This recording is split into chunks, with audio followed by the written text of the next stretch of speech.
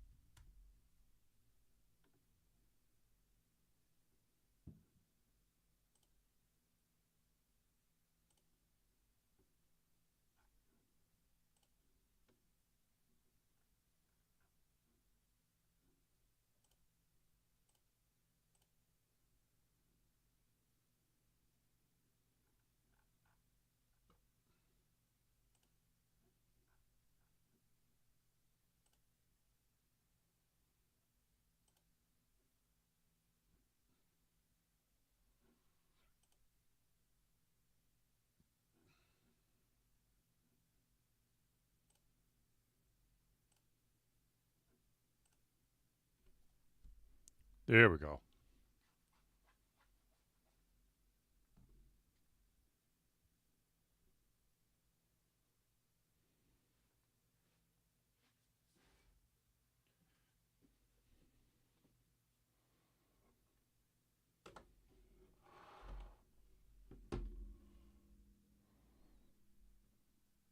Testing, testing.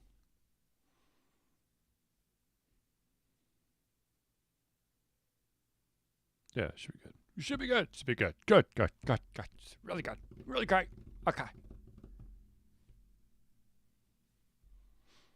Let's make sure that my dog's not eating out of the trash can behind me. That would be weird.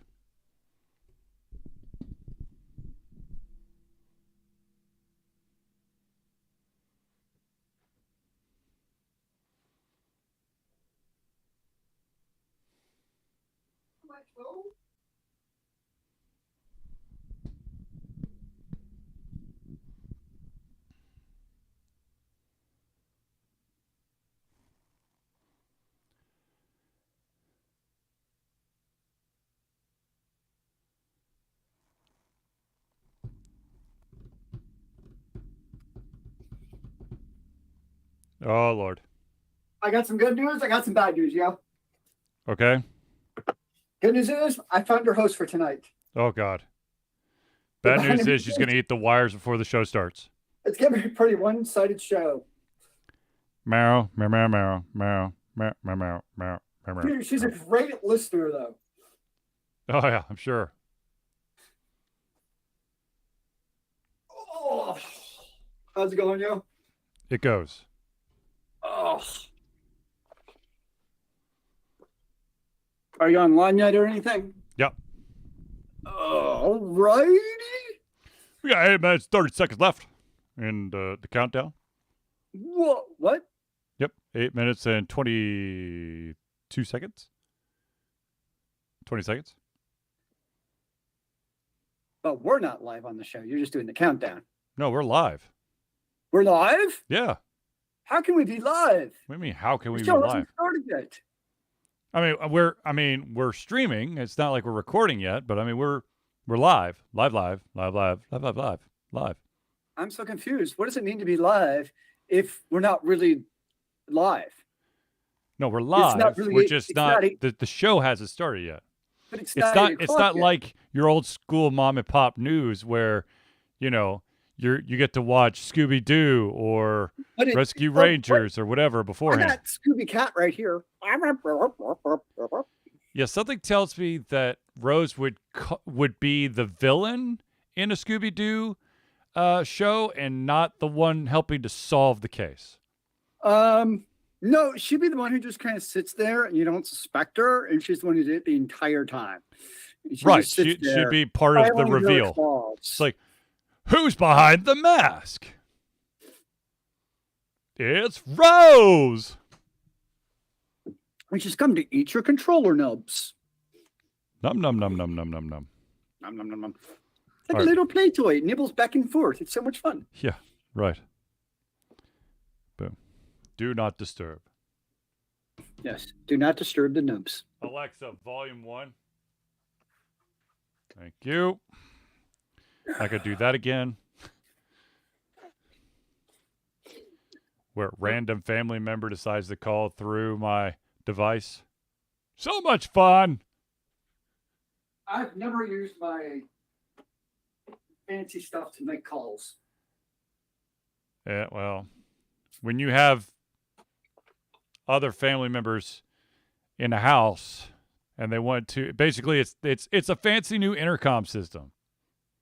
Oh, okay. Well, that's actually good. Could you actually call like another Alexa in the house as like an intercom system? Is that a thing? Yeah. Oh, that's actually I kind of could cool. say call any of my son's systems. I'm trying to refrain from actually using the name. So what you're saying is, so like last year we had to replace our entire intercom system at the school. Yeah. What we should have done is just get an Alexa in every single room, and we could just use that instead. Technically, yes. That would have been nuts. Amazon would have loved us, man. Like, Oh God, ooh, yes, they we would. get to get all this knowledge of our demographics. I'm sure you could. Well, I don't know. I don't know if you could do it with the Google thing. No, actually, it's one of my pet peeves. I have Google here, and that's actually one of the things I hate Uh-huh. is you can't rename the devices. Ah. So when I'm like, hey, I'm not going to say it. Yeah. But like, it's a 60% chance that will hear me. Mm-hmm. But then there's a 40% chance that the one in my bedroom will actually hear me instead. Yeah. Oh no, that could still. I mean, you can't change the name, like the wake up name. However, I thought you could change that with the Alexa though. You I thought it could be sort like, of, hey, but you can't do it per device. It's all. But the thing is, like, you can, whatever you name the specific device, that's what you could call. Okay. Yeah, you can't. Oops. Yeah, you can't do that all with Google, which is my one pet peeve. Because that's why I don't do it on my TV. Yeah. Because my TV has it built in, but like having two Hey Google devices in the same room, yeah, it doesn't work. Oh no, believe me,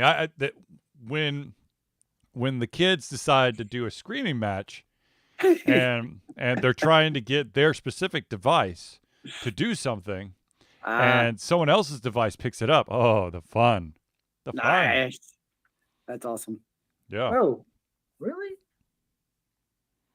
My wood's starting to warp on my computer table. Uh-oh. I mean, it's the IKEA MDF that I got in Minnesota. Mm-hmm. It's moved with me 3 times, but I mean, for a $50 board table, it's been pretty fine. solid. But it seems like it's starting to get slight warpage where this. Oh, actually, no. You know what it is? I don't know how. Huh? No, it's her claw, which you probably can't see, got under my mouse pad. Ah, yes. That's what was causing the bump. Like, how? How?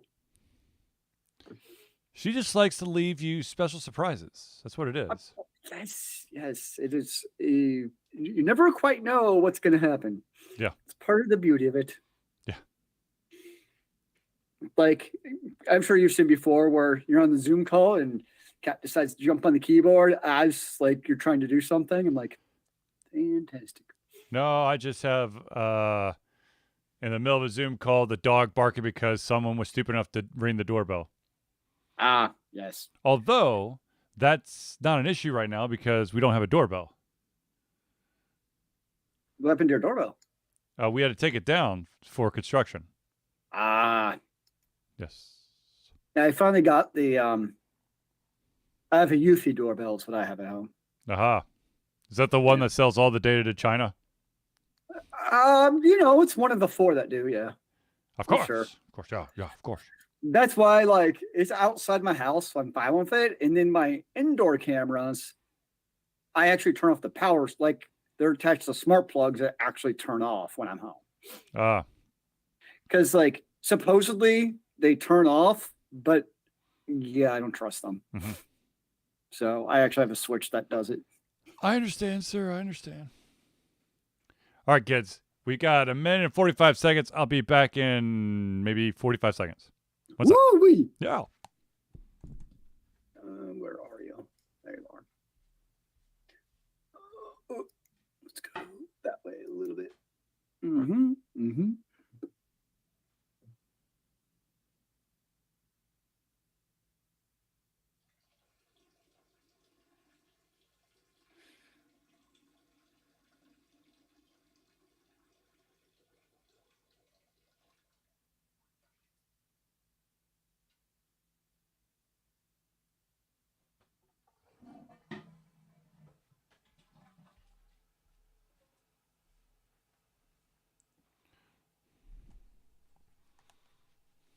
$57 seconds.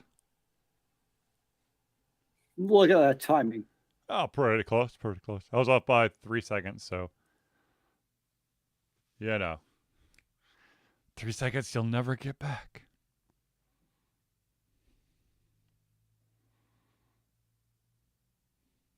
$30 seconds. 300 milliseconds. Sure. Well, actually, that's what I have to use at work. Milliseconds? Mm-hmm. Nice. It's like, yeah, sleep time, 29,000. Everyone's like, 29,000 seconds. Like, no, it's not 29,000 seconds. Sleep time. Yes. Sleep time. Time for it to go bed by. Who's going bedtime? I'm so confused. The computers go on bed by. Oh, okay. Goodbye. All right. Well, the timer's done. It's time to do the show. Wait, do we have a show? I thought we were just hanging out, shooting shit, doing the No, it's thing. a Thursday night hangout. We have a show every single Thursday.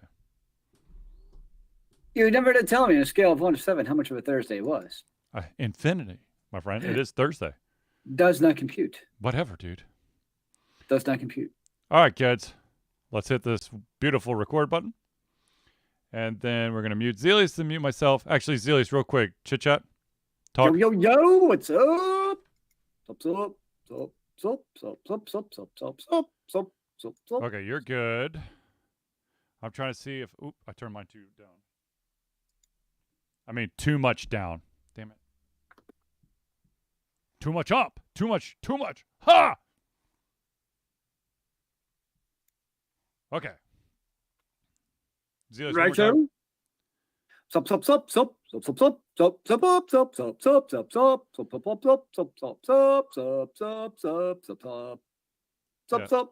Yeah, I think we're good. All right, let's do this. Shall we? Muting Zelius, muting myself, and then let's do it!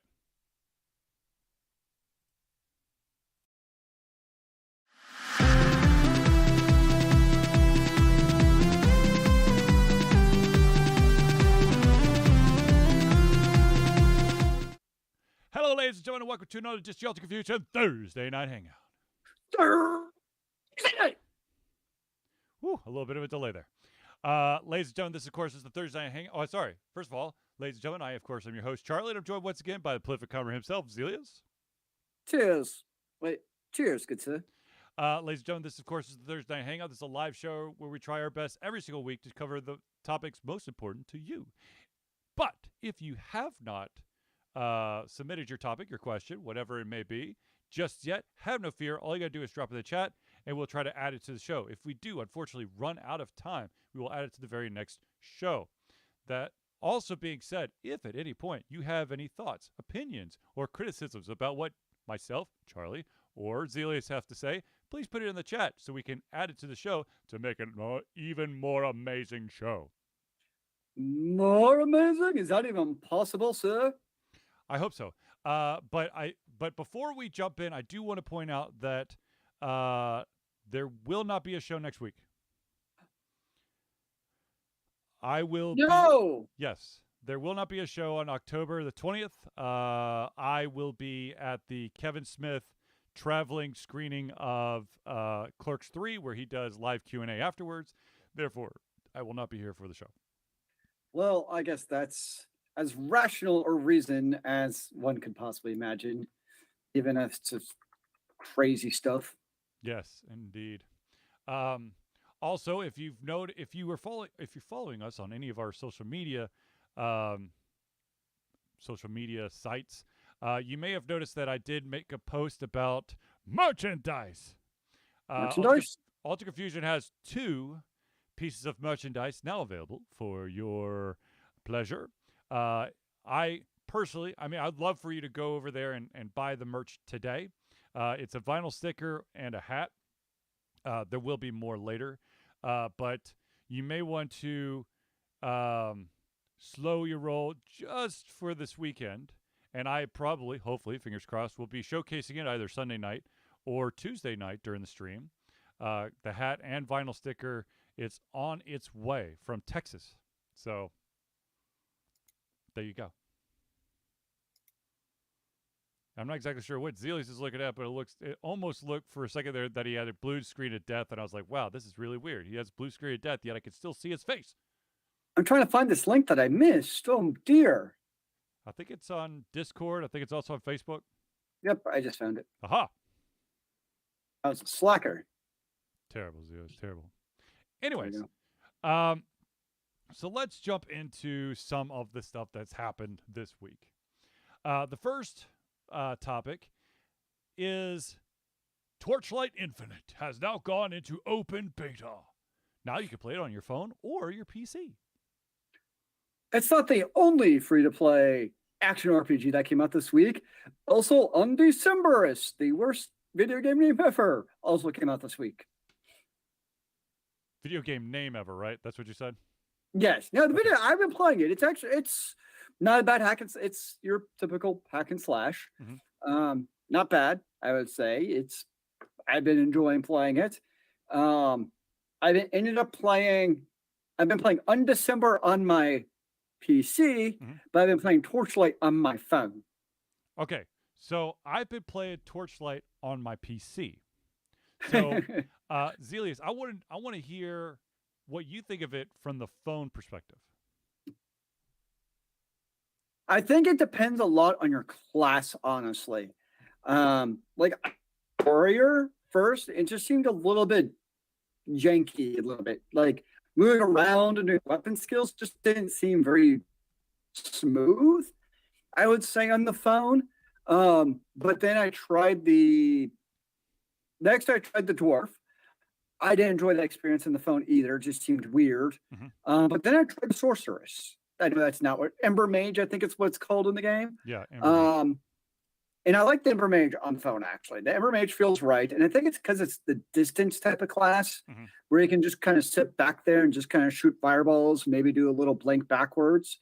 The one thing I do enjoy about it, it's kind of 2 different philosophies of like Torchlight Infinite versus Undecember. Undecember, like you're not using like healing potions with a finite supply of, and you kind of have to think about what you're doing. Whereas I feel like in Torchlight, like you're almost overpowered, but in a fun way, if that makes sense. Because some games like you're OP and it's just like boring and not enjoyable, but I feel like Torchlight kind of got the gameplay in that regard fun, where I feel like I'm just like obliterating mobs, but like I know I'm powerful and it feels fun.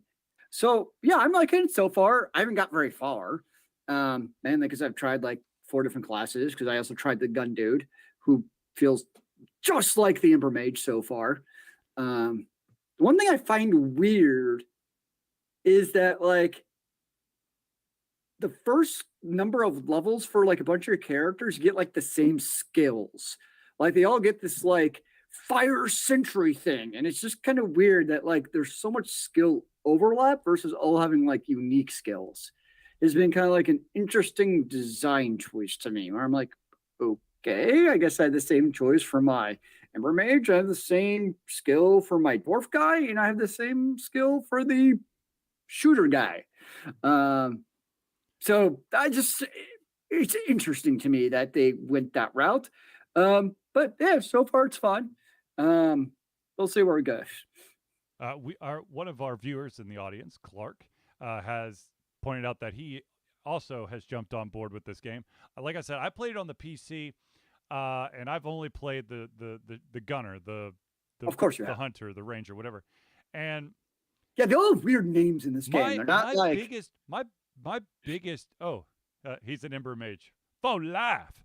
yeah. Um, I'm enjoying the Ember Mage on phone actually. I okay, so I think the biggest hurdle that I've had to overcome with this game is that it feels like it needs to be on the phone.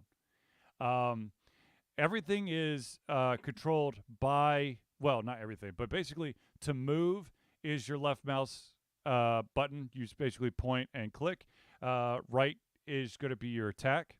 And then your skills, I had to remap that because I kept fucking up because I kept dying because like the four skills you have were mapped to Q, W, E, and R. Yep. And I was like, I kept hitting the wrong button at the wrong time. So I've now remapped it to 1, 2, 3, 4. What's Um, interesting is so on December has the exact same movement scheme, where it's mouse only. And so it's like, is this like a choice that developers have made where if they're developing for both the, because I never played Diablo Immortal on the PC because right, it's just, I was not entertained by Diablo Immortal at all, honestly. right. Even though I tried it, but like I never played on the PC. So I'm kind of curious, did the PC have the same thing where you used your mouse? Because I do like, I've kind of got used to it now.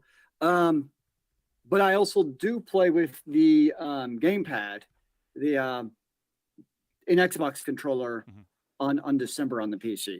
Ah, God, I wish I could use a controller in Torchlight Infinite. That'd make it. It would. I haven't looked. Does it have controller support at all on the No, PC? Ah, no. It's literally point click. Um, you know, I. So I mean, my biggest my biggest qualm is that I don't know. It feels a little janky. yeah. Now that being said, I'm already level 10. Now, what I felt like on the phone versus the PC, I felt like the PC version played much slower. Like the action wasn't as frenetic Mm-hmm. as it was on the phone. I think it's just due to the real estate space. Like in the real estate space on your phone, it's all like, this little like what, like 2 by 4 inch block.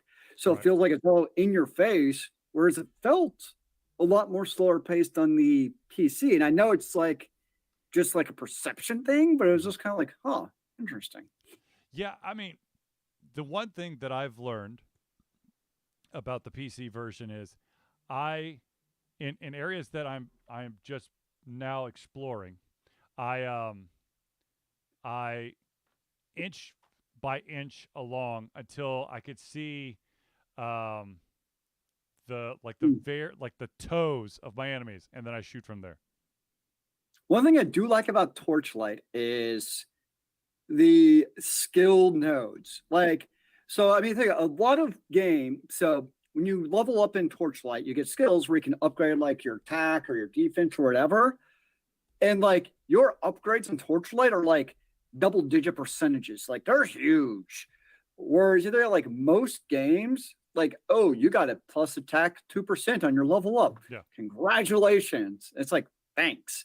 Whereas in Torchlight, it's like, nope, like one skill node is like 24% attack power. I'm like, damn. Yeah. So I kind of like that. Um, it's really funny. So if you ever play Warrior, it's actually kind of hilarious because they have the leap ability, like the leap stomp, which in Mm-hmm. most games has like a 3 to 5 second cooldown, depending on your action RPG. Nope, nope. I think it's like a millisecond cooldown in Torchlight. So you can literally be like in a pogo stick jumping around as a warrior in Infinite, and it's actually kind of hilarious. Yeah. Well, let's see. Infinite. No, I mean, I played a little bit with Infinite. Of course, I played the Demon Hunter. I think so. I don't know. I like ranged Yep, characters. that's fair. Now, I feel like for range for me, it works if like you have the power to kill enemies mhm, before they get to you or pretty quickly. And so like torchlight, I feel like that. Like kind of like your point though, like as long as you're not like running up to the enemy, yeah. generally speaking, if you give enough stuff like line of sight, you can kind of, whittle them down by the time they get to you. Whereas like on December, if you're playing like a range and like you kind of try the same thing, nope, they're gonna all be on you. So I'm like, okay, what's the point of playing a range character if they're all just gonna be like on top of me anyways? So at Well, that point, I'm like, screw it, I'm just playing a warrior. you know what the funny thing is at the same time, of course, if you haven't noticed, I've been playing a lot of dot hack GU recode for the PC, Nice. and oh my god, what I wouldn't give for the ability to do ranged attack.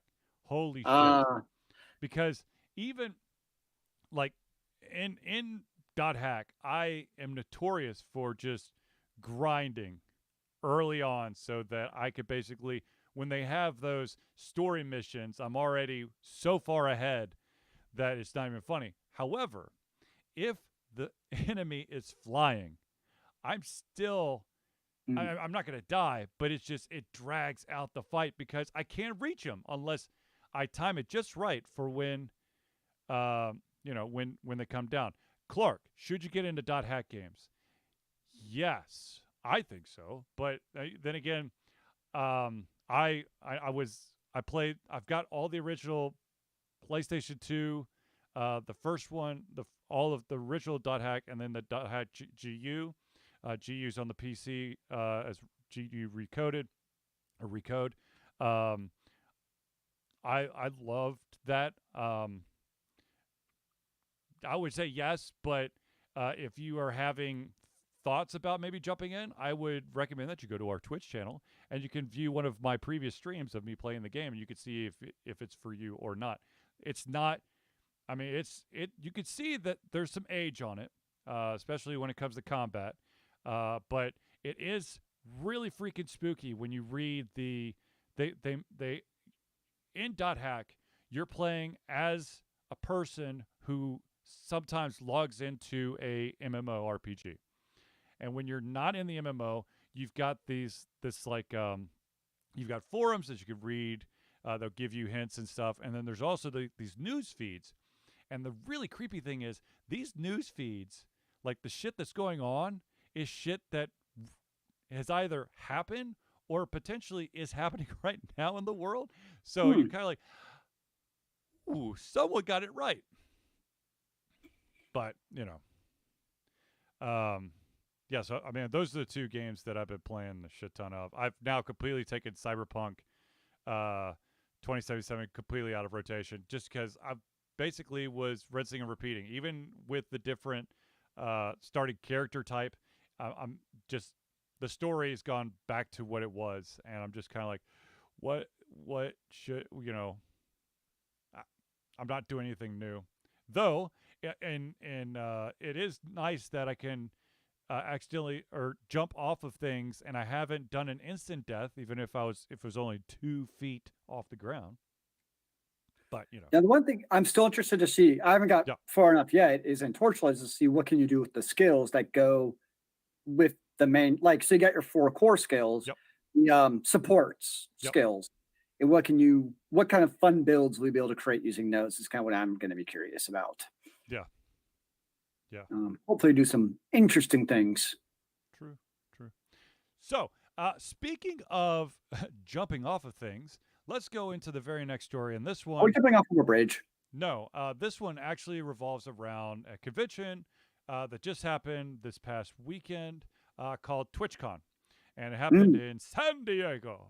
I do believe that's in California, um, and I would love to say that there's, it's all good news, it's all rainbows and lollipops, but the fact of the matter is, the story that is coming out of this revolves around a foam pit that was sponsored by Lenovo and Intel. And this foam pit, which is basically a pit filled with these little foam blocks, and they would invite streamers and then, of course, convention goers to basically have this kind of American Gladiator style deal where you would then fall into this foam pit. Yep. Sounds fun. However, it turns out that this foam pit was more like an injury pit of doom. Whoa, Um, that's good. there, there were multiple reports of sprained ankles, dislocated knees, and the worst was a girl broke two different places of in her back. Ouch. Um, Now, of course, Lenovo has come out and they said, we took, we closed it down, but they also stated that most of the injuries were caused by misuse of the area. Well, it's a foam pit. Of course, you're going to misuse it. Right, but here's the thing, and this is key. One of the streamers, I can't remember his name off the top of my head, basically said, "Yeah, I was in the foam pit. I fell off the platform into the foam pit. He's like, my back is still killing me, but I'll tell you this: when I stand up with my foot at the bottom of the foam pit, that foam pit barely comes up to my knees. That's like 2, maybe 3 feet. It's like 2, maybe 2.5 feet of foam. That's not much, honestly. That's not enough because No. people are jumping off of the thing and going in there. So the good news is the girl who did break her back in two different places does have full range of motion. Good. The bad thing is that she still needs a lot of assistance getting up and moving around because, lots of pain. And of course, I'll be very interested to see whose wallets this money comes out of, because there's going to be lawsuits galore, because that video, of course, has gone viral because it's TwitchCon. Everybody's streaming on social media for a social, basically a social media platform convention. Yep, that's unfortunate. I feel crappy for her. I mean, they're just out there trying to have a good time doing the Twitch stuff. And then this happens. Yeah. Yeah, unfortunate. So I mean, come on. So whomever put this thing together, I mean, you really have to half-ass it to not think, okay, they're going to be jumping off these platforms. Oh, by the way, the Who's the intern? platformers, the platforms they're jumping off of, are at least 4 feet up from the floor. It was totally like a random intern who they're just like, oh, hey, you go. We forgot. We need these pits. Go buy some foam tiles from Michael's and make this. Yeah, it was poorly executed, poorly done. So we'll see what comes of that. Yep, and hope they get better from that, because that is definitely not the outcome you're looking for. No, absolutely not. Now, speaking of outcomes that you well, Clark, goddamn Michaels. Yeah. The other thing is, I don't know, like those foam, there were foam squares, and so I'm thinking, even that doesn't seem smart to jump into a pit full of whatever. Zealous, there's so many reasons why Michael's better than Hobby. It's called Hobby Lobby, by the way, not Hobby Town. Thank you. I was like, Hobby Town does not sound it's right. Hobby Lobby. Yes, Hobby Lobby. There's several issues that we're going to avoid on this show, but Michael's is definitely better than Hobby Lobby. Now, things that should have been avoided but continue to happen. Guess what, ladies and gentlemen? Activision Blizzard is back in the news with another sexual harassment lawsuit. Yeah! I'm shocked. Oh no! The company that has basically been nicknamed, was it Frat Boy Central at this point, for their frat boy-tastic endeavors, and of course their Bill Cosby room that was featured. There is a Hobby Town. I'm not totally crazy. It actually exists. Okay, well there's one in like Kennesaw. Well, there you go. Fun. But yes, Activision Blizzard is faced with yet another lawsuit of sexual harassment and misconduct and sexual battery, and a bunch of other stuff. Okay, here's the deal. Ladies and gentlemen, it is okay. It's absolutely okay to have friends of all shapes, sizes, genders, religions, whatever. It is not okay to abuse those relationships with those people, with anybody. Um, if you had a romantic relationship at one point, that does not entitle you to be basically start it back up at any time with someone who is now working at your company. Or hell, doesn't even have to work at your company. Stop it. Just stop. Um, the only so basically they did release the lady's name that the lawsuit who's filing the lawsuit, but they did release the name of the evil doer, um, which for some reason I can't remember his first name, but it's Vega is his second name or his last name, I should say. And he was the only silver lining, which this should never have happened. But after years of abuse, finally, when she decided to go to HR did fire him within 10 days. But I think at that point, Activision Blizzard was already in such hot water that they had to do things fast. So I don't want to say that Activision Blizzard was like, oh, of course, this is always the right thing to do. I think they're like, well, shit, we're already underneath the microscope. We definitely got to get this guy out of here. It's more like what is going to cause the least amount of lawsuits to our company without costing us money. What's going to slow down the amount of lawsuits coming in to our company? Yes. And remember, ladies and gentlemen, this is still the time where Microsoft is trying to purchase that company. My favorite part about that is where Sony is all like, this is anti-competitive and it's going to hurt gaming and all this stuff. And it's like, Sony, really? You're the one saying that? Yeah. Of all the companies, like, if an indie dev wants to say that, sure. But Sony, yeah, cry me a freaking river when you're the one doing that. When you're like the king of exclusives in buying up developers just so they're only on your platform. And then shutting them down. And then keeping the name, but not the company. Yeah. Yeah. I have a hard time taking Sony seriously when they're complaining about Microsoft. Kettle black. Oh, this is like scorched black. It's not just black. It's like there's massive burn marks from the daily trudging that comes out of the lowly intern's coffee maker. Clark apparently wants to go to Hobbytown. Yeah, that's why I linked it. I'm like, see, I'm not totally crazy. Well, there you go. Anyways, so I mean, yeah, at this point, I mean, helping someone out doesn't entitle you to whatever you think you deserve. I deserve the world. Well, there you go, Zelius. And a short class. Unfortunately, Rose says no. Well, I guess she's my world right now, so it'll have to do. Clark says that Overwatch 2 is pretty fun. And, nice.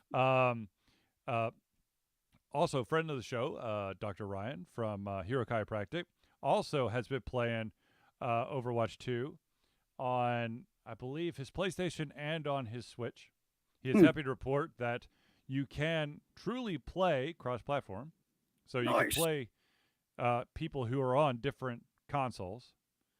Because if you remember a couple of weeks back, we were reading over how Blizzard was wording things. It's like, yes, you have cross-platform progression where you can play your character or your account on any platform. But then it got a little bit vague when it came to actual, like, you could play other consoles. But happy to report that's actually a thing. However, I don't know if it's trolls or if it's truly gamers, but Overwatch 2 is still taking a shit ton of heat. It's one of those things. So, like, I still follow I haven't played Overwatch 2, but I still follow the Overwatch forums, like on Reddit. And it's largely just people. It honestly comes down to the battle pass. That's what people are bitching about is the battle pass. I mean, I don't even see posts about like the gameplay. I heard that Torben Bastion. Apparently Zarya destroys Total Mayhem because she has infinite bubble. Infinite but bubble. like everybody bubble. But like I think the biggest complaint I've seen about Overwatch 2 is it's basically Overwatch reskinned with more monetization, really what it comes down to. It's not like it's a new game where it's like improved maps and improved graphics and all this other cool, crazy stuff.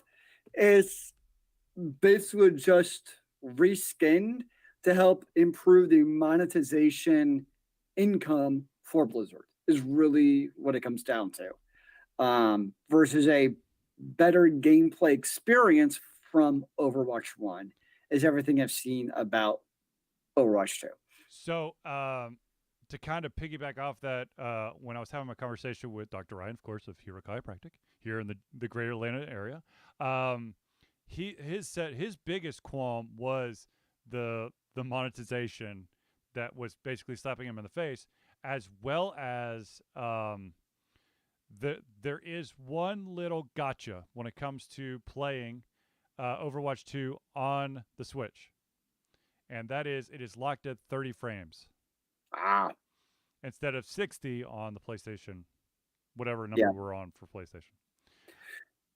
It's I a bit sorry, go on. I was just gonna say that I asked Clark if he thought it was a big improvement between Overwatch 1 and Overwatch 2. He says it reminds me of going Left 4 Dead to Left 4 Dead 2. Very similar, but a progression.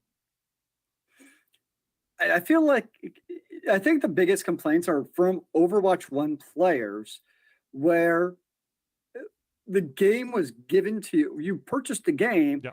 but all the characters and all that stuff was there. But it was also a different type of progression because even like with loot boxes, when you got your coins, Mhm. like you could basically unlock any non-seasonal skin. Yeah. Where things are now watched behind the battle pass and characters if you're not constantly playing in Overwatch 2. And I think that's where a lot of the complaints come from is people who came from the world of OW1, where it's just here you go. If you want to look skins, more power to you. Versus now in Overwatch 2. And remember, you're only in the first season where the new hero was given to everybody for free if you logged in, which I should probably log in just so I have it just in case. Versus future seasons, if you do not do the paid battle pass, you have to grind to unlock that character. Which, to be fair, is like MOBAs. I mean, pretty much every MOBA is that way, where you're not just given every single character in the game. You have to grind to unlock them, unless like not paladins. What's their MOBA? Not Smite. paladin. Like Smite, we pay. I remember how much I paid. I know you paid it too to basically have every god unlocked forever. Yep. So that's an option. The But founder pack. the founder pack. So like I know we both paid to have them just perpetually unlocked. Yep. But with Overwatch, you basically have to do the ongoing battle pass to keep that going if you don't want to also grind to get new characters when they come out. Of course, the argument is with Overwatch 1, they basically stopped making money off the game.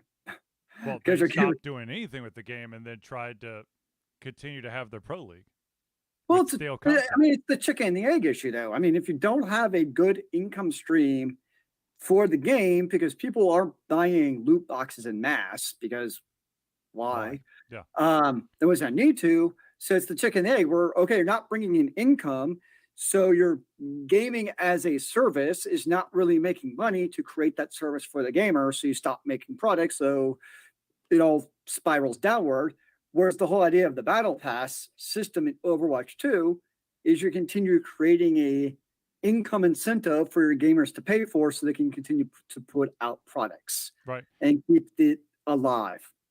So Clark says, also remember that the Overwatch community is toxic as fuck. To be honest with you, most gaming communities, if they are not, or even if they are super happy, there's some huge toxicity pits in there. Like what? Like I looked at what competitive first video game is not toxic as fuck. That's what I like. Really, I mean, like, Right. I mean, MOBAs are notorious. I mean, that's why I stopped playing Smite was because of how toxic it was. We all know like Dota's terrible because they're all elitist. Of course, you got League of Legends, which is just a cesspool. I mean, they just are. And you want to go to like At least Riot CS:GO. Games was trying some things to sound like they were dealing with toxicity. I don't know if the shit actually worked, but um, So speaking of talk, so random tangent. yeah. Back to what we were talking with the free to play Mhm. action RPGs Yep. with Undecember and Torchlight. Yep. The one big difference I've seen is Torchlight, you can't do chat until level 10. So No, I'm not. my chat. As soon as you got to the first city, that chat popped up in the bottom window, I and haven't I seen was like, gold, and disable. but I haven't seen the massive gold sellers in Torchlight yet. To be Oh fair, yeah, well, I wouldn't know because, like I said, as soon as it popped up, I went into options and turned off both chats. I'm like, I'm soloing. I don't need to know, everyone's gripe because here's the most asinine, stupid thing that always happens, especially in open betas or even closed betas, is people will spam the chat with, God, this game sucks. This game is so terrible. We should probably be playing this game. They go play the other fucking game. So well, I was to gonna say, then avoid, you have the opposite of on December, Mhm. which you can do global chat as soon as you start playing, basically. So as soon as you start at level 2, because you do like the first little prologue, they're immediately gold sellers. And that's all chat is. And I'm like, have we learned nothing in video games yet? Like, create like literally even just a low 10 level barrier to be able to log in and do global chat. Mhm. Because that's another, and I know it's going to come to Torchlight eventually because it comes to every game. But it's like at least have some barrier of entry to be able to do the global chat. I mean, hell, I'd be fine if it was like level 30 I'd for be global fine chat. if Like, it really? was level 10,000 and the cap is at Oh, 60. good lord! Look, Some I'm of us sorry. actually like. I've been, Some of us actually. I fucking hate dealing with the I've amount not of seen that. bullshit. I've not seen that Torchlight. I've not seen the. Oh, I should be playing. I don't know, Diablo 4 or Diablo Immortal or Path of Exile. It's all been positive chat that I've seen so far in Torchlight. No, the only okay. So the reason why I know that there was chat was that I did read it for once, and the only gripe that I saw that was constantly going is, what was the native language for the dialogue? Because it can't be English. And to be honest with you, you're probably right, because some of the dialogue makes no fucking sense, or is just so grammatically poorly done. Oh, on December is terrible. It's definitely a Korean first game, Mm-hmm. and like some of the sentences make zero logical sense. Like I don't know what this character is actually saying. How, but oh, Yeah. here's one gripe about Torchlight, because we went back to it. But anyways, my one gripe is when I go into the first city or whatever, or camp or whatever the hell you want to call it. When I talk to someone and it's got multiple options, I want to be able to finish that conversation and then select another option. Not talk to the person and then get kicked out, have to hit the D button for dialogue, to then reinitiate it, then select the thing, do the dialogue, then it drops me back out. Then I gotta Mm. select dialogue. I gotta talk to the person again. I'm like, Jesus fucking Christ! I just let me do multiple selections. Final Fantasy 14 does the same thing. Like you have retainers in 14, and like when you want to exit out, you have to hit like your button 2 or 3 times, and there's like a half-second lag each time you press it. And so you end up pressing over and over, and because you press it too fast, you end up going back into your retainer's inventory. You're like, damn it, no. So yes, I hate when video games do that. Exactly what you're talking about. It's like, really, guys? Like the first time, sure, I get it. You want me to have that familiar experience with an Oh, NPC. Clark saying, don't be talking smack about Final Fantasy 14. Mark, you know what I'm talking about with retainers? You had to have done it. We were trying to get out of that stupid retainer, and you hit B or escape, whatever you're using, like 8 times to hurry up, and you end up selecting that retainer again. We've all He's been a white mage for life. uh, Oh, them fighting words. The white mage. Anyways, um, what was that? Shit, now I completely. He says, "Oh, the dialogue system is dumb." Yes, it is. Okay, ladies and gentlemen, every single show we take a couple minutes or moments to thank the beautiful, amazing people that help Alter Confusion um, be what Alter Confusion is today. So, ladies and gentlemen, I want to pause real quick and do some friends of the show, and let's, as we always start off, let's do the Indie Cluster. The Indie Cluster is an organization of independent game developers that want to gain exposure by being involved in the community. They collectively journey to popular conferences and traveling booths to help gain attention for their games. They make partnerships with local communities to bring games to the mainstream mindset. They highlight local, unusual, and rare concepts to challenge the paradigm of the common. They also host events to teach kids and minority groups about game development to hopefully one day enter the industry themselves. For more information, go to indiecluster.com. Now, the next shout out that we've got to give is to a man that we met at a convention that shall not be named. And that, of course, is Noodle Boy Media. Founded in 2015 by Andrew Tran, Noodle Boy Media, previously Wet Kid 47 Media, is your choice for professional photo shoots and panel recordings at conventions. They pride themselves in providing a high level of professionalism, top-notch experiences, and quality services. If you want more information and to view their full list of services, check out facebook.com/noodleboymedia. Noodle Boy! Now, I've been giving this guy shout-outs all show, but I'm going to do it one more time. Ladies and gentlemen, let's talk about Hero Chiropractic. Hero Chiropractic is a unique healthcare practice set up by Ryan Moore. The company's focus to elevate a patient's experience of freedom, creative expression, and joy. They believe that everyone can be a hero and has incredible heroic potential inside themselves waiting to be unleashed. Hero Chiropractic focuses on mobile chiropractic care in the greater Atlanta area. They are committed to healing clients by creating a plan of action uniquely suited for each person. They make that plan of action as convenient and affordable as possible, and most importantly, suited to your individual needs. For more information, go to herochiropractic.com. Now, the next shout out goes out to some people would understand this, but to a red coat. And this shout out goes to Crosspad Creative. Need a new logo or want to work on a full branding and content strategy? Or maybe you need music or audio for your content, just like Alter Confusion. Crosspad Creative offers a whole host of solutions for individuals and small businesses. Just email Josh at crosspadcreative@gmail.com and see what he can do for you. And Josh was an awesome dude who I think I met at DragonCon the couple of times I went, where DragonCon told me I'd have fan table 3 days before the actual convention. Whee! All right, the final shout out we got to give out is Agile Axiom. By day, Axe leads both the development team and system administration team working with satellites at NASA's Goddard campus. But while not in meetings, and many times during, he is the Agile evangelist Agile Axe, championing the philosophy of Agile and trying to make the world a better place for software developers, testers, system admins, and software projects the world over.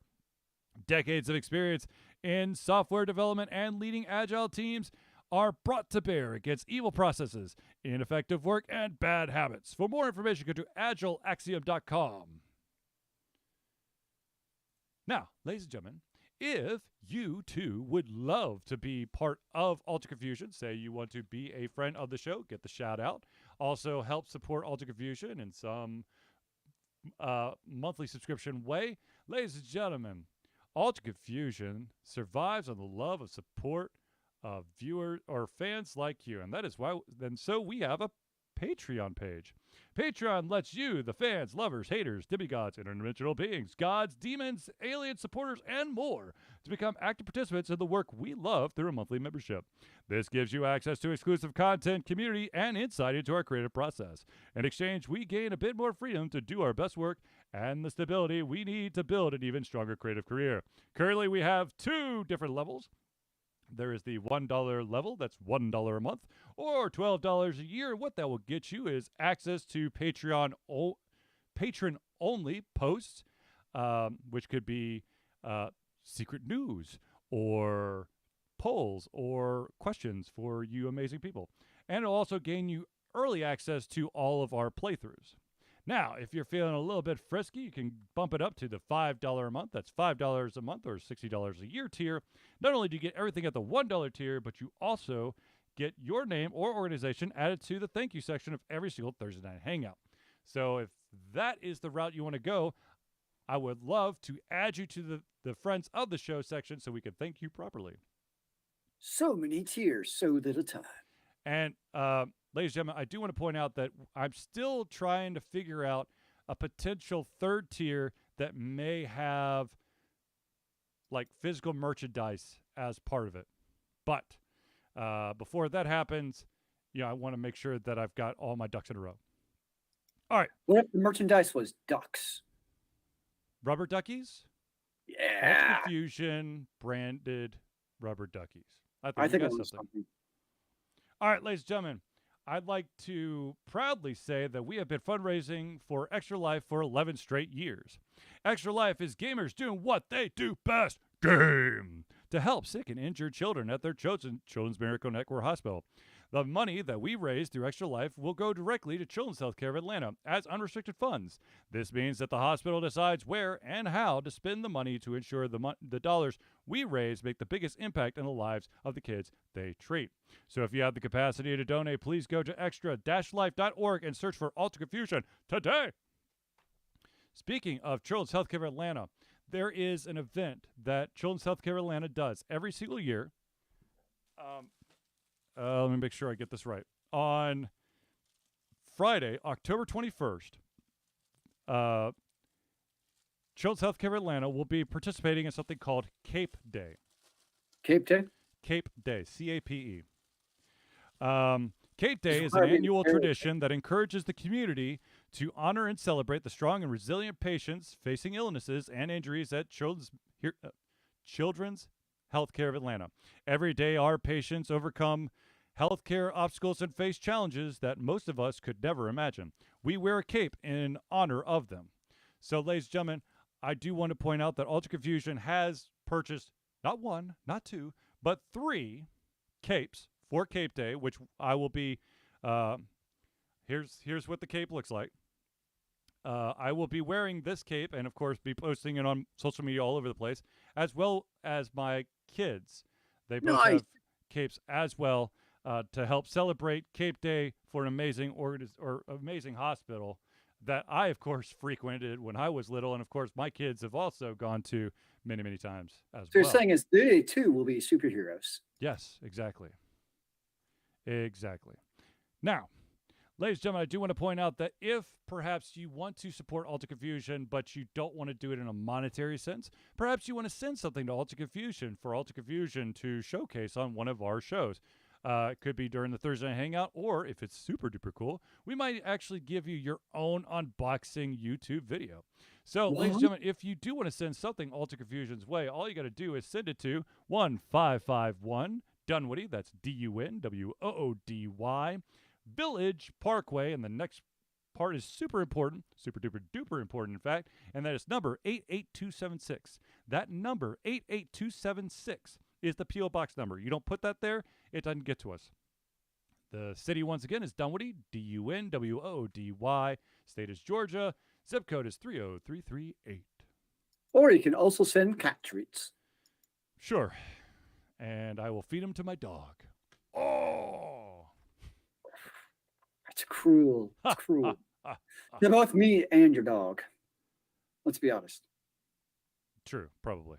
Actually, your dog could probably eat anything now. Let's be honest. Yes. He probably will. At least he'll sample everything. He may not eat it as a result. You can also feed it to your kids. Some of them will eat anything. That's true. Just put it in applesauce like my parents did. Yeah, it doesn't happen all the time in my house. We give out applesauce too much to try to mask medicine. They're wising up to it. All right. So on to the next story. The next story, and this is just super duper quick because they've been super duper cryptic about it. Kojima Production Games, the company and mastermind, Kojima, behind Death Stranding, is coming out with a new game. No one knows what the fuck it is, but what they have said or revealed is that Elle Fanning is going to be one of the featured actresses that will be part of this, which makes me look. Death Stranding was. It's not a game for everyone, but it was good. And Norman Reedus can't go wrong. So I'm very interested to see what he's got in store for us. Speaking of Coachman Productions, he had, I don't know if they're still doing it, but at the time, a couple months ago, there was a pre-sale for, let's see if I can grab it here, for a little something that basically, it's called a Luden's Peace Mark unit. Luden's, of course, was from Death Stranding, but I'm showing this off. Zelius probably can't see it because he's probably not. He's, yeah. But anyways, it's a peace sign, and all the profits from this went are going to the Ukraine relief fund. So That's fair. I just got it. I think I just got it this over the weekend. It's super duper light. I have to say it's super light, but Because it looks hefty from when you just listed it. yeah, I know it looks hefty, but it's actually really light. I'm not exactly sure what it's actually made of, but it's pretty freaking sweet. Not gonna lie. You should wear that with the cape, sir. Yeah, man. That I will. That I will. All right. So we have two questions that were given to me via social media means, and I want to bring them up because we have time. The first one is, Zelius, in your opinion, and of course, ladies and gentlemen, anyone in the audience can also add your 2 cents to this. It doesn't have to be just Zelius's answer. Actually, I'd probably prefer if it's not just Zelius's answer. Whoa. Sorry, Zelius, but that's how I roll, man. All right, so what makes a good horror movie or horror game, in your opinion? Because consider I don't play a lot of horror games, to be honest, but from people who play horror games, if it really is a horror game, Yep. it really is about that sense of you're basically fucking gonna die and you don't know what's coming next. Like we were just talking about Torchlight in December. Like you know what's coming. Like Yeah. you know, you step forward and there's minions who you'll kill in one shot. Life is good. Mhm. Whereas you play a good horror game, whether it's in space or it's creepy cemetery or somebody's basement, you don't know that next turn there may or may not be a zombie with a chainsaw. That's part of the beauty. And somehow they magically appear you and decide to try to chop your head off. I think that's, and it's also, it's not only that, but it's also that immersion. Like a classic isometric horror action RPG would be kind of dumb because you don't really get that immersion. Mm-hmm. But a lot of like those horror games, think about like they're either like right over the shoulder or like first person. It's like you feel like you're in that creepy cemetery. So when all of a sudden, like some crazy lunatic with a triangle hat comes running out with a chainsaw, you feel like your life is actually threatened. And I think lighting is also a huge part of it. You think about like a lot of the games, like they're not all bright and shiny, like happy. It's like they're dark and foreboding, and you better hope that your lantern does not run out of light or you're screwed. It's kind of how it is. Like I said, I don't play horror games because I don't like having nightmares and they scare me. And I live alone, so no. But knowing people who played them, I think that's for me. And I think the key is it's really that atmosphere. Like, you know, I play action RPGs because of the gameplay. Yep. The atmosphere, meh, whatever. They're usually pretty terrible, to be honest. Oh no, you're in another desert. Oh no, you're in another random snowscape. They're usually not that interesting. Right. But in a good horror game, you really have to have that right atmosphere. Gameplay helps, but to me, it's very different. What are you going for as a developer? You have to have that right atmosphere, or you're just not going to have a successful horror. Because the whole point of a good horror video game is to share the shit out of your gamer. Like, that's what you're going for. I mean, that's why, if you're playing horror games, I would think that's why you're playing them. Versus like a movie, you have many different type of horror type of movies you're going for. I mean, you got like the original Exorcist that, you know, feeds into our existential knowledge of like the demon spirits in this world, or something like Freddy Krueger in our nightmares, Mhm. all the way to something like Scream, which took and flipped the entire horror movie genre on its head, but it was such a well done plot where it worked. I'm just totally annoying the rest of the series. So I think it depends on what you're going for in those horror movies. Or you take like obviously Saw, which is torture porn basically, Mhm. but still like I would actually say probably one of the best Saw type of movies is actually Hostel, because it really feeds into like the reason it worked in Hostels because like this could actually happen. Like you could be in like some foreign country and get like tagged and basically put into this like pit of doom or whatever is going on in Hostel. And I think that's why in a torture porn movie, like that's why those actually kind of work in a creepy kind of way because it feeds in. That's like The Exorcist. That's what worked very so well. So they kind of like in an actual, I'm scaring the crap out of you. Mhm. I think that's what works in a horror movie is it feeds into human psychology and what we think could happen. I remember as a kid, I saw Fire in the Sky. That scared the shit out of me. And I thought it was going to be abducted by aliens for like 2 years. I could see that. I still have like memories of like the scene in the movie where the needle is going into the guy's eye on the spaceship. So for me, that's like my movie of like, nope, no desire to ever see Fire in the Sky ever again. So, for me, I'm gonna basically echo a lot of what you said, Zelius. I think when okay, let's start with video games. Now, horror video games, I have definitely dipped my toe deep into that water from time to time. And one of the things that Zelia said was lighting, and oh dear God, yes. Um, it's okay. I mean, yes, if the entire movie or sorry video game is like dark, that's fine. And but if you have the entire video game has all the lights on, it's got to be something spectacularly crazy for it to be, in my opinion, a good horror movie, or sorry, horror game. Case in point, Dead Space 1, Dead Space 2, creepy shit. You can hear stuff off camera. It's very dark. You can't really see too far. But in Dead Space 3, they're like, you know what? F it. Even though we've got these pretty candles lit to, give you some ambiance and some spooky ambiance, we're going to turn all the fucking lights on. And to me, that it basically took the horror piece out of it and just became a generic space shooter. Mhm. Um, I, I I I think what's interesting is that the individual who gave me this question actually does not like horror games and horror movies with jump scares, which I'm not Hmm. even, in my opinion, I'm like, that's what gets me. That's the stuff that crawls underneath my skin is the jump scare. Because then, especially if it's something that kind of looks realistic, my imagination, because I only play horror games at night with all the lights out because I want the full effect. Okay, um, but so the jump scare. I mean, that's what really brings it home to me because when I stop playing the game and like I hear like a small weird sound, something that doesn't sound exactly right.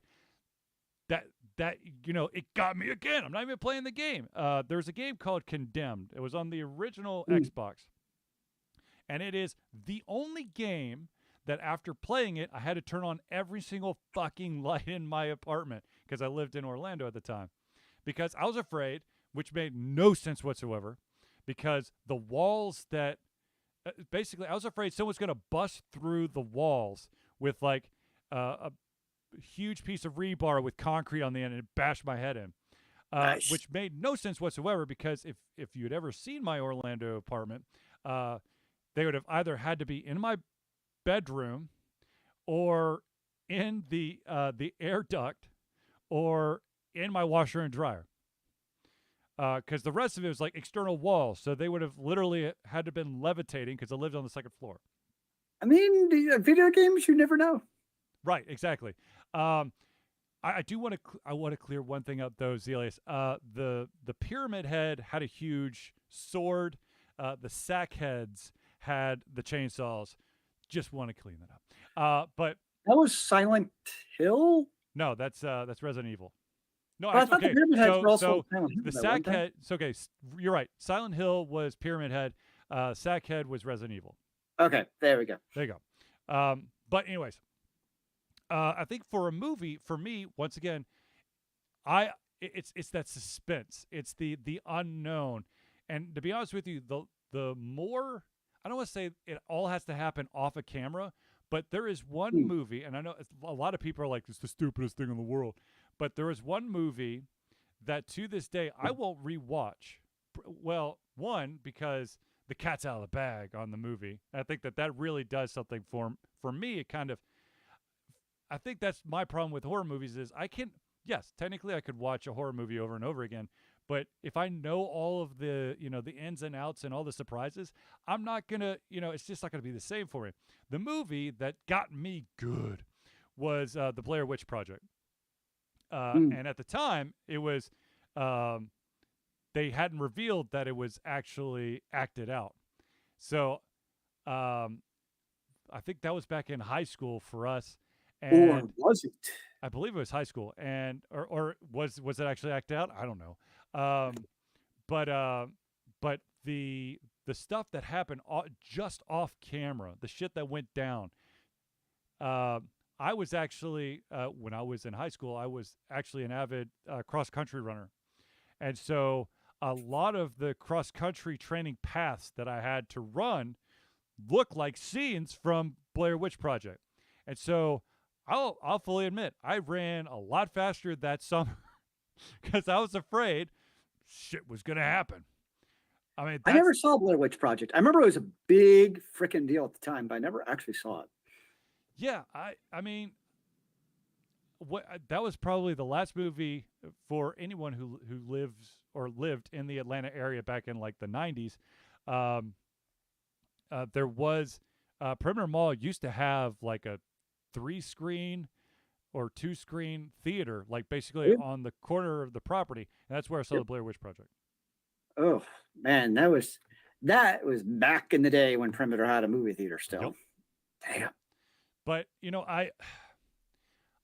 for me, um, Zealous, you're absolutely right. You can't do an isometric horror game. I mean, you technically could, but it would have to be in it would definitely have to be in like surround sound type of environment, and it would have to be just the scariest fucking story that's ever been told because I mean, you're not gonna graphically get that. I guess it's also kind of like, what are you going for? So maybe it's also, let's say a hack and slash horror game, Yep. but maybe it's more like, a Resident Evil type of movie. Where do you Right. think about, like, Resident Evil 4 is kind of like a horror type of movie where shit could pop out or horror game, I should say, where Yep. shit would pop out you didn't know. But the video games, I mean, the movies, nobody would say the Resident Evil movies are horror movies. So maybe the same thing with like the isometric RPG, where maybe it's not necessarily going to scare you out of your pants, but it still kind of has that almost like a grim, grim dawn. Grim Dawn, that's Grim the Dawn. game. Yep. Grim Dawn type of game where it's that more ethereal type of feel than your typical, hack and slash where you're just killing generic baddies. Clark says, "Call it the Cthulhu." Um, The tabletop RPG. yeah, man. I've well, actually no, that's not. Well, technically, okay. So would be perfect for isometric Baldur's Gate. Yeah, because I mean, you have Yeah. that RPG style, you have that immersion, because those type of RPGs like Baldur's Gate, Icewind Dale, etc. That's all about that immersion. It's still tricky though with that isometric to actually get the I just scared the shit out of you. Right. Speaking of Baldur's Gate and Icewind Dale and all that stuff, I do want to point out that they Humble Bundle is doing a Humble Bundle um, Ooh. that surrounds those RPGs and other RPGs. Um, I think it was Planescape Torment, all of the Icewind Dales, Baldur's Gates, and Neverwinter Nights for like $20 or something. Which I have to admit, well, I'll fully admit, I bought that. I owned that whole thing. So speaking of games that aren't new, Mm-hmm. but been out for a while, Mm-hmm. in kind of blow my mind, Horizon Zero Dawn Yes. is getting a remake. Horizon. Wait, what? Yes. Like, what? Why? No, Sony's told us that like Horizon Zero Dawn is getting a remake with improved graphics and all the cherries on top. And it's like, what? How long has the game been out? 4 years. Or sorry, 5 years, I guess. Came out in like 2017. I mean, it's still a absolutely beautiful PS4 game. Mm-hmm. It's like, what? Which kind of going with video games blows my mind because like think about some of like a game like Condemned or some of these horror games that worked well in the old school consoles. Imagine how much more immersion you just straight out freakiness you could get with a modern remake of some of these horror games to really scare the heckles out of people. Yeah. No, no. Yeah. I mean, I mean, and I guess that's why it's like, I mean, it was a great game, but does not need a remake. And there's so many classic games that do need a remake. I mean, hell, all of the probably games you find on Humble Bundle there with the Baldur's Gate, they all need a beautiful remake. yes. And that's like, that's what needs to be remade of these classics. Well, to be totally honest with you, if you want a remake of like Icewind Dale, then you need to do. Oh shit! I just forgot the name of the damn game. Pillars of Eternity, because that's Yeah. the spiritual successor. You also have Kingmaker, I think is what it's called. Maybe.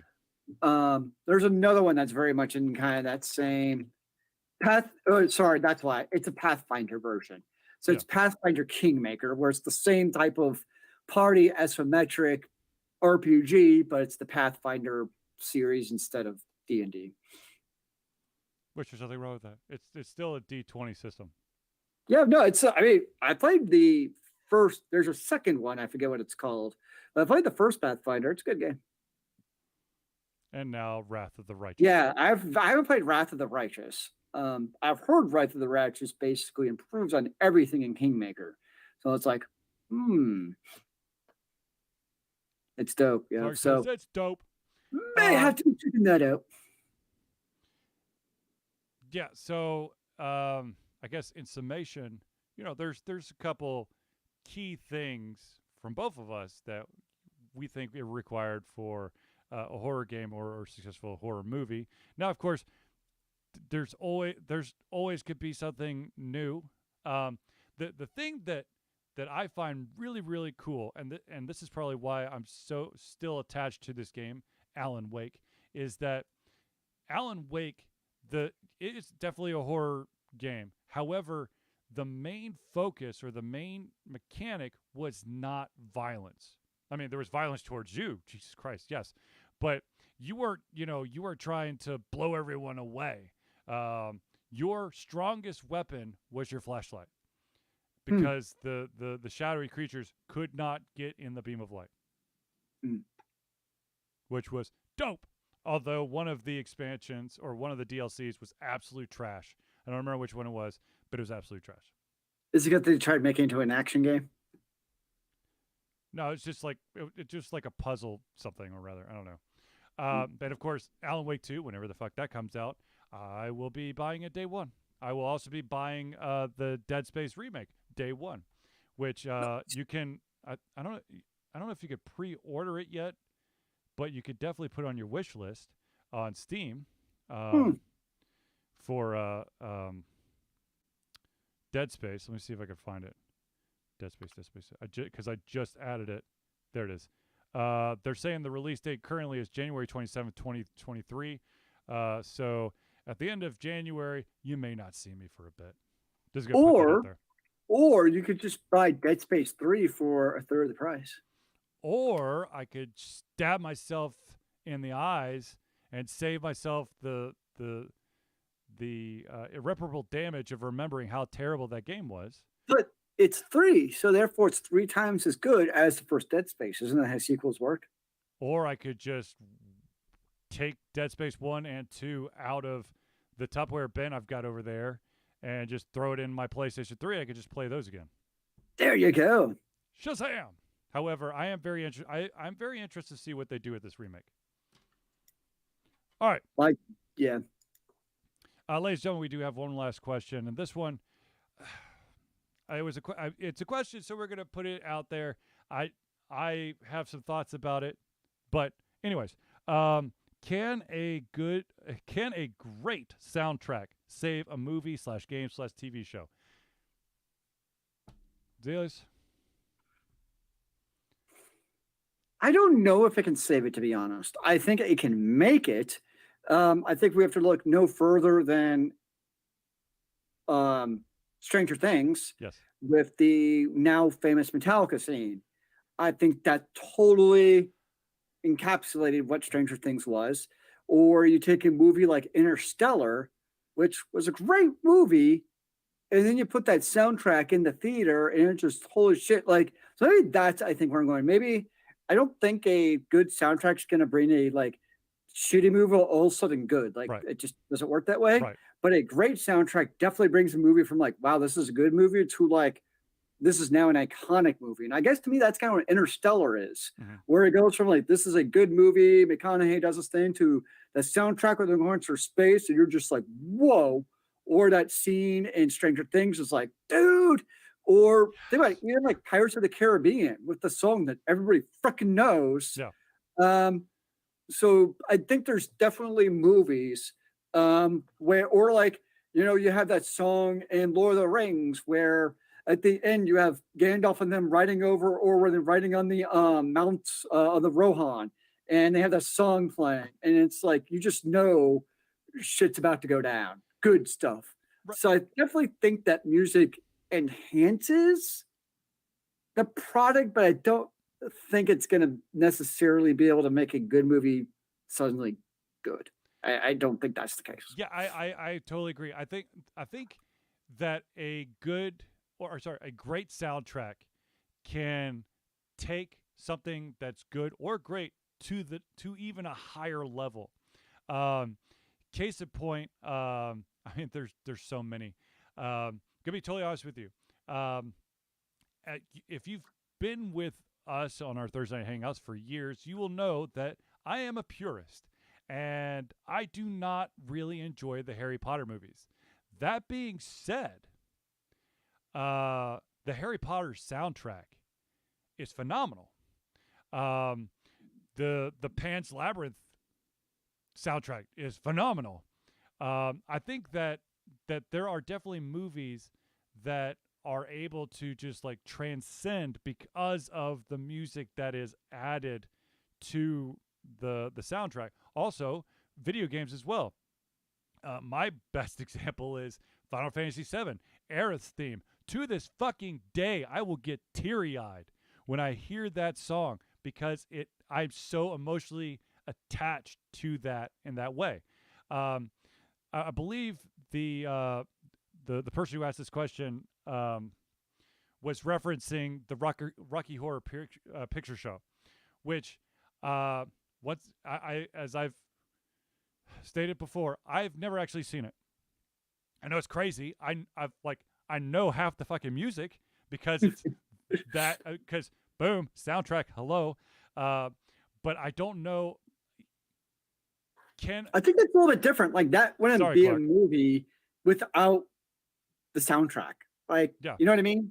Like that is kind of the purpose of it. It'd be like taking School of Rock and being like, well, the plot was okay, but the movie saved it. It's like, well, the music is the plot. Yeah, exactly. It'd be like a musical without music. Like, I don't know how you would pull it off, but I think we've given you a new challenge. I mean, the other thing you have to take into consideration, because the Rocky Horror Picture Show, when it came out, was an absolute flop. However, the cult following for that shit now is insane, where they have full reenactments where they throw shit at the movie screen. I I mean, don't have to throw stuff at the screen, but I know the dude at the Strand in Marietta. mhm. So I I think it is trickier in video games though, because like, if you're, let's just take Hans Zimmer in a movie, mhm, like what the scene is and what emotion you're trying to elicit from your listeners. right. And it's not like, or take like Duel of the Fates in Star Wars. Yep. Like you're all of a sudden not going to fast forward through the lightsaber duel in the movie, right? Yep. Like you just don't do that. Whereas in video games, you got people like me who are just going to fast forward through all the chat dialogue because I don't read. So I think Unskippable cutscenes, motherfucker. Alt F4. Uh, Well, I guess you're not playing that game anymore.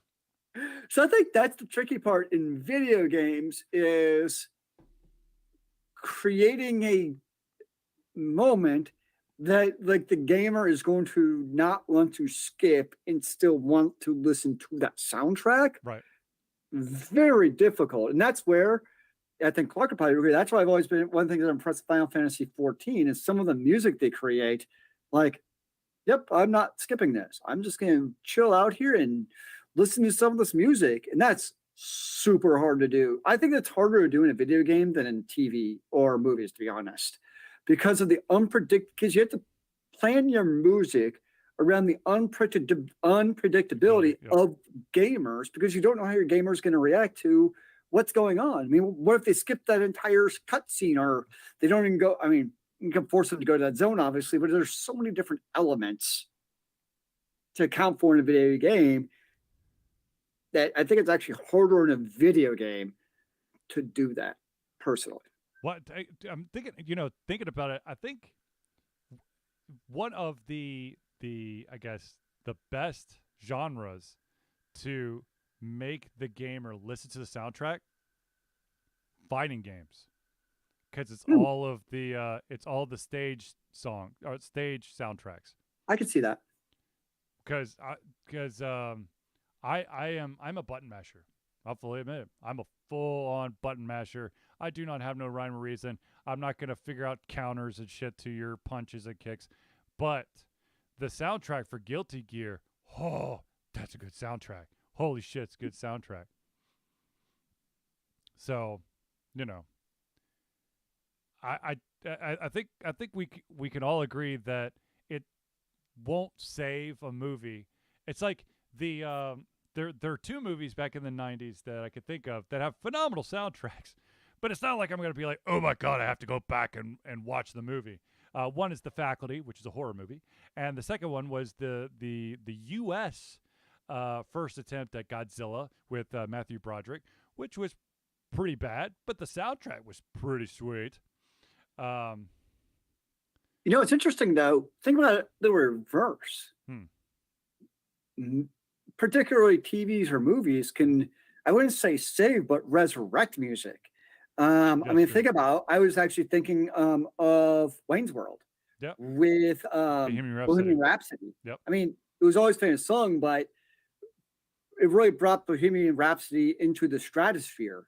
Or, any of the 80s music that's been played in Stranger Things now, all of a sudden, it's like a whole new generation of TV watchers are being introduced to music they've never seen. So I think maybe the reverse is more true, where, or a great soundtrack, I think it was the 2000s, was Grosse Point Blank, where I had a bunch of the 80s and 90s music where people probably didn't know. So I think done right, a movie or TV series can definitely introduce people to music they would not know otherwise. Absolutely. Yeah.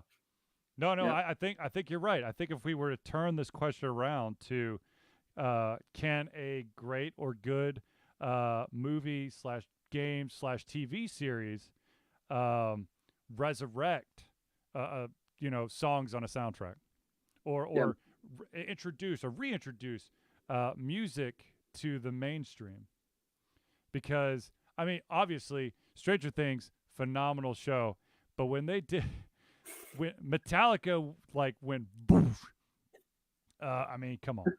That was next level. Yes, absolutely.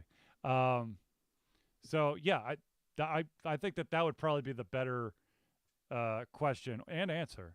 Is that I think good or great movies slash video games slash TV shows can absolutely resurrect or reintroduce music to the mainstream mindset.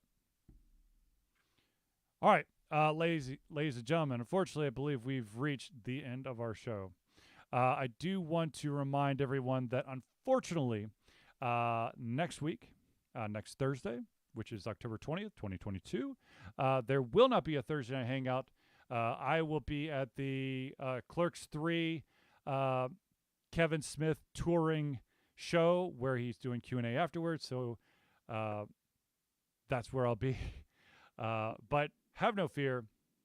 If you have any questions or comments or topics that you want to have on the next Thursday hangout, by all means, hit us up through any of our social media, and we will add it to the list, which might make for a very long following Thursday show.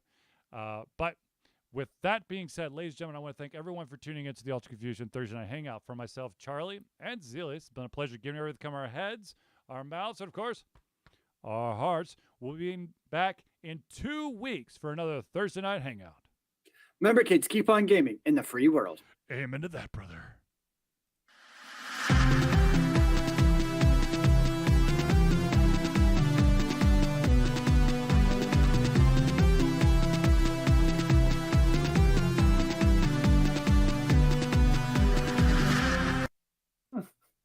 And we're back from outer space. You just came and looked upon that face. I don't remember the whole song, but anywho. She found like damn it. 1/4 of my jacket that's on like a 45-degree angle pillow. Yeah, buddy. Did you? I should have said this during the show. But anyways, did you hear? There was a Twitch streamer that has like thousands upon thousands upon thousands of viewers, and he got permabanned for something that he did for something he did 10 years ago. What? No, I did not see that. Yeah, this dude illegally opened up a Twitch profile.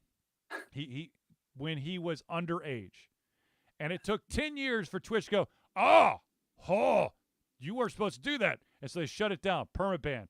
He had to build a brand new one from scratch, which means that I'm hoping that he gained all his viewers back, but that's some bullshit.